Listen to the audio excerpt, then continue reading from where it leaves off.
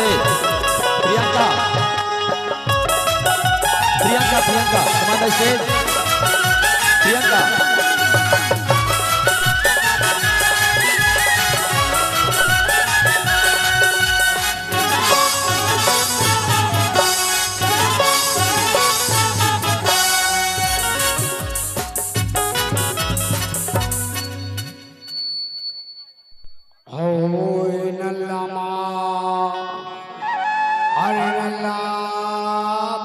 लहाले भैया लहाले मडार के अंडी ओनम निकाल के धीरे धीरे पे गन रियल वाते खबर कोनो मोटरसाइकिल में पेट्रोल डाल के ट्रैक्टर में डीजल और गाड़ी भैया में अंडी तेल लगाओगे पड़ते हैं रियल बात है और नल्ला मडार के अंडे निकाल के धीरे धीरे मडार के अंडे निकाल के धीरे धीरे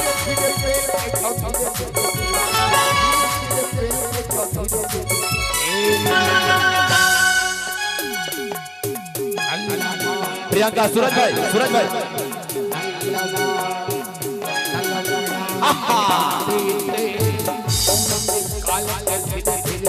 क्या बात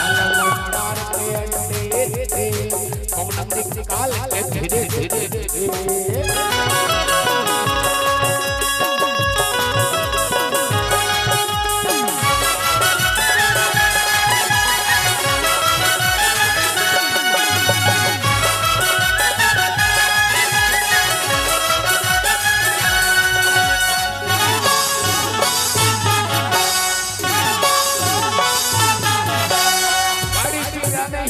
शादी के काम किरी बाजत है काहे राम चक्का है जाम नहीं होए शादी के काम किरी बाजत है काहे राम चक्का है जाम कुर्बान करना पे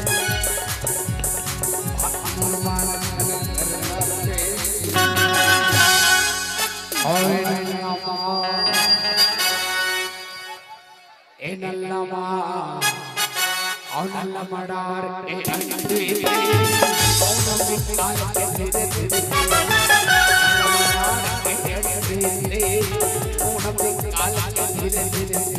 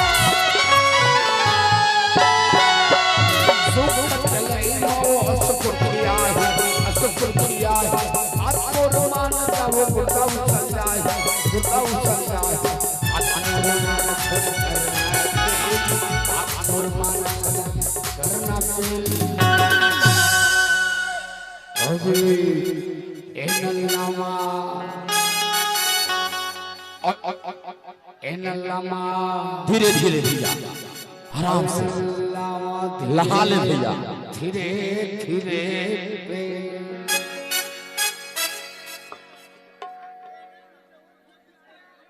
कोना बाबू तय थक जबे ए नहीं थकाए और नल मडार के अंडे से काल के धीरे धीरे